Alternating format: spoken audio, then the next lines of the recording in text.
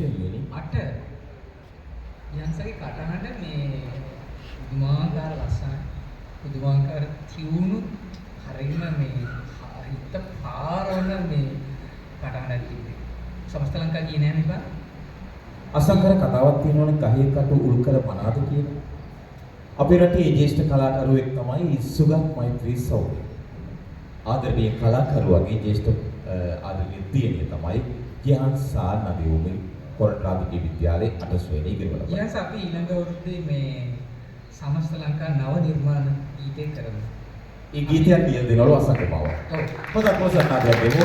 මේ රුවන්වැලින් නෙමෙයි ඉමගිරෙන් මතුවෙන මිනිහ. නෑ ඇත්තටම මේ ඒ කියන්නේ මේ දැන් මේ මම මීට මොහොතකට කලින් දැන් පෙරේදා අවසන් වුණු සසංකාරා ටෙලිනාට්‍යයේ මම ලියු මට ඇත්තටම ලියන්න තිබුණේ ඒක තිබුණ අනුරාගීම ගීතය.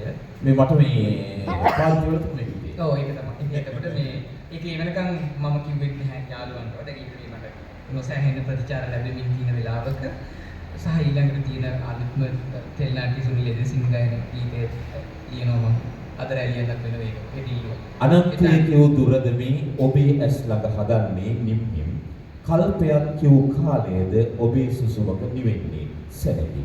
ඒ රාත්‍රියවද මේ දිතොල් රැහෙනේ විලි පැටලි ලවන් මදු ඉහිරුණාවේ සඳ එළිය යට ඔබේ සෙවණැලි ගුල්මේ මා ඉතින් බොද වුණාවේ.